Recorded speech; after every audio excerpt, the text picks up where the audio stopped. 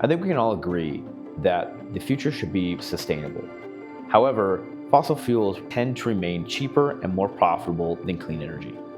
The reason for this is more sustainable solutions like solar and wind only produce power some of the time. If we're going to solve the world's energy problem, it's obvious we need a solution that is on all the time and does not rely on old infrastructure to deliver power to the new infrastructure.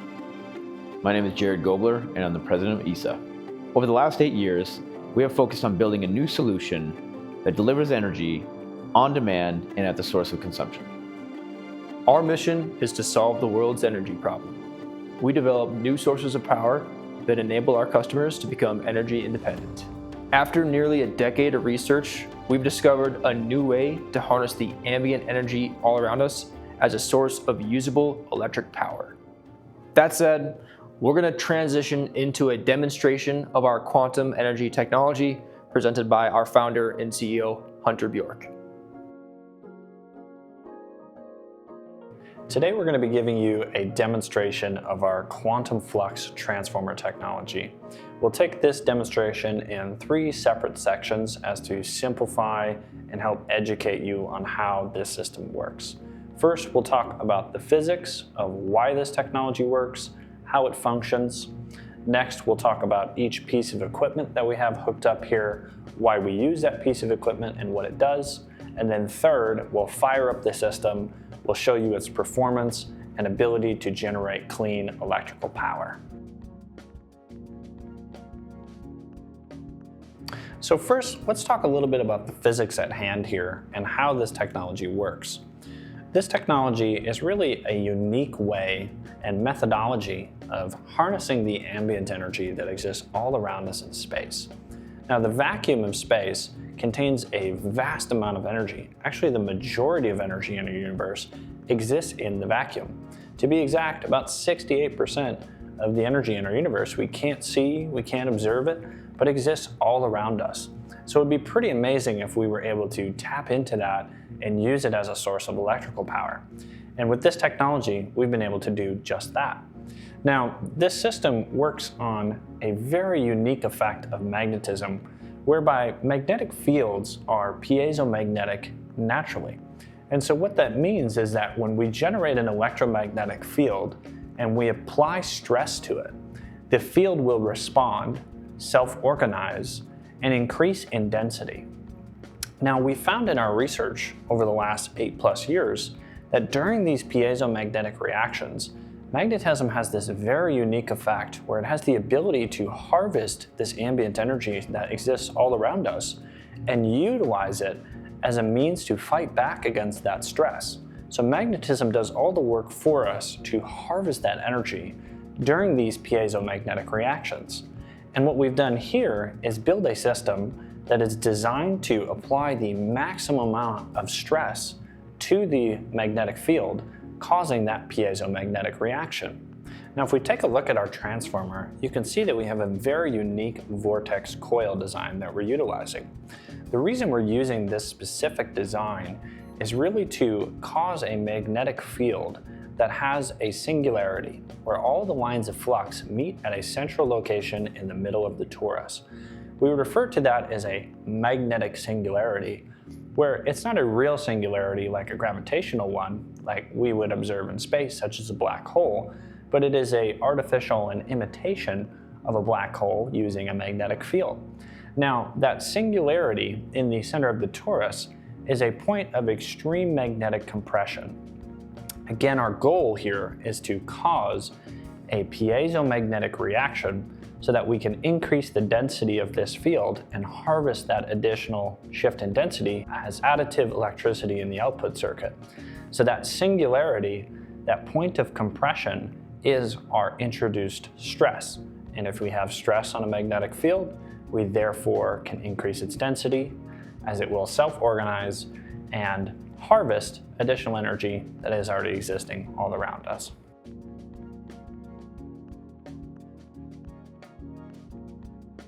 Next, let's talk about the different pieces of equipment that we have laid out here. We'll start from the front side of the circuit and we'll work our way to the output. So over here we have a standard off-the-shelf signal generator. You can think of this as kind of like our musical instrument. It allows us to produce any kind of waveform. We can pulse that waveform, and we can produce that at different kinds of voltages. Now, we use that to produce a signal that then runs out of our signal generator into our waveform amplifier. Now, what a waveform amplifier does is exactly what it sounds like. It takes that waveform and it turns the volume up. It boosts or amplifies that signal. So you can think of this as kind of like an amplifier. If you were to plug your guitar into it, you can turn up the volume. So we're just boosting the amount of energy that's coming out of our signal generator via our waveform amplifier. Now, we are running this system in a DC configuration, so the positive and negative leads coming off of our waveform amplifier are then connected to two more pieces of equipment. Next, you'll see that our positive lead is fed into what's called a rheostat. Now, what a rheostat is simply a variable resistor. It does, again, exactly what it sounds like. It adds resistance to the circuit, so it resists the electrical current flowing through our circuit and is really there as a safety precaution. One of the unique effects of this technology is the fact that it produces energy in two different directions. So as we are producing output, there's actually energy running backwards through the input, and rather than it short-circuiting our very expensive waveform amplifier, we have this little bit of resistance to prevent that energy from hurting or damaging our equipment. So it's just there as a safety precaution. From there, we have the energy continuing to go through our circuit, where we're running it into the input side of our coil. And then on the output side of our coil, we have a positive and negative lead that are running into a 5 microfarad AC capacitor. This capacitor just allows us to smooth out the output as well as to put the coil into resonance. It's not meant to be an energy storage piece. Now, moving on from the initial circuit here, you'll see that we have one more piece of equipment here, which is called an oscilloscope, or scope for short. Now, what an oscilloscope is pretty much just an advanced multimeter. It allows us to read electrical voltages and electrical currents via probes that are connected to the scope. Down below, you'll see that we have 4 individual probes that are connected to our oscilloscope, and that those probes are then connected to our transformer so that we can take readings off of the device and see its performance. So you'll notice that these probes are connected and color codified to our scope, where we're taking a voltage reading on the input side of the coil. We're also taking a current reading off a current probe on the input side of the coil so that we can see the voltage and current on the input of our system.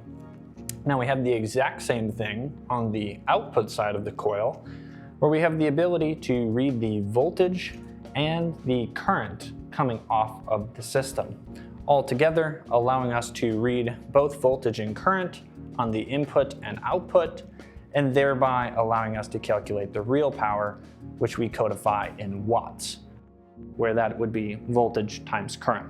So our oscilloscope will read all those measurements for us, calculate the wattages for the input and output, giving us a very detailed look at the performance of the system. So now we're going to perform a live test of our quantum flux transformer.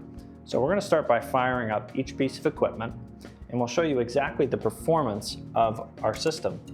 So we'll turn on our signal generator, turn on our waveform amplifier, make sure our probes are live, and also power up our oscilloscope.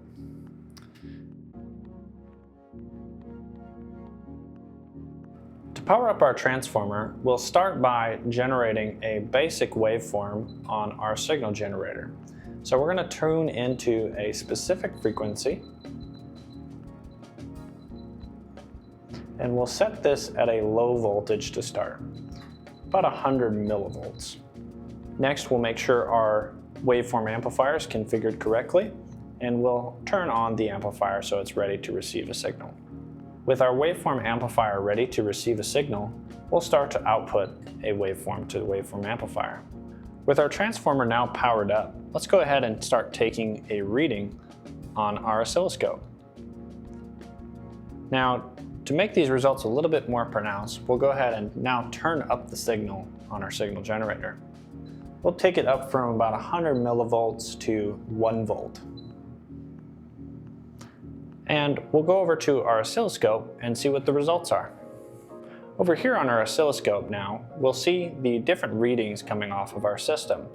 On the bottom half of the screen, you'll see the various waveforms that are being run through the transformer. And above on the screen, you'll see a chart which is displaying all of the measurements in real time. If we take a look at our chart, you'll notice that the input voltage on channel 1 is approximately 10 volts. Below that, you'll see that our output voltage on channel 3 is 22 volts, which is 2 times the amount of voltage in the system. Now, traditionally, one-to-one transformers, voltage would stay the same. However, most transformers do have the ability to step up voltage, and that's not necessarily anomalous. However, in this case, technically speaking, we should have seen the voltage stay the same, but because of this unique geometry, we do see an amplification in voltage.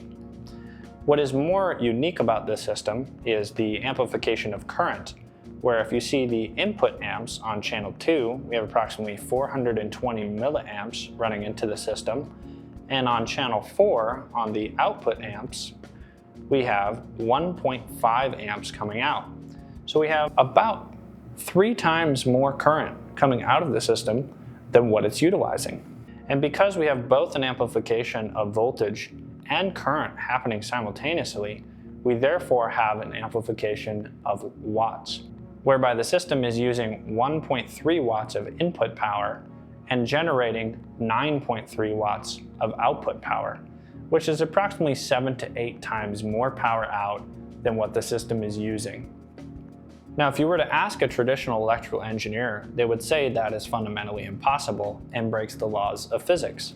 Now, we know that this technology is well within the bounds of physics, whereas we cannot create energy nor can we destroy energy, and technically speaking, you can't get more out of something than what you put into it, even though that's what we see here. The reason that we see this kind of result in effect, however, is simply that we are harvesting energy that already exists all around us and pulling it into a circuit so that it is demonstrated as additive electrical output and allowing us to generate power.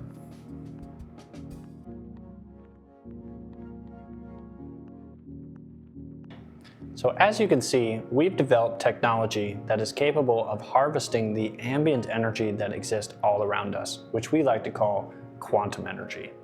Now, this technology has many different applications that it could be used for, but we're excited to share with you how we envision reimagining powering our world. Thanks for watching our demo.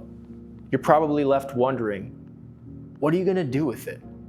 We're building a quantum energy generator, one that can specifically give consumers and businesses the opportunity to become energy independent if they so do wish. From data centers to real estate, dropping energy costs, increasing efficiency, and of course, remaining inherently sustainable.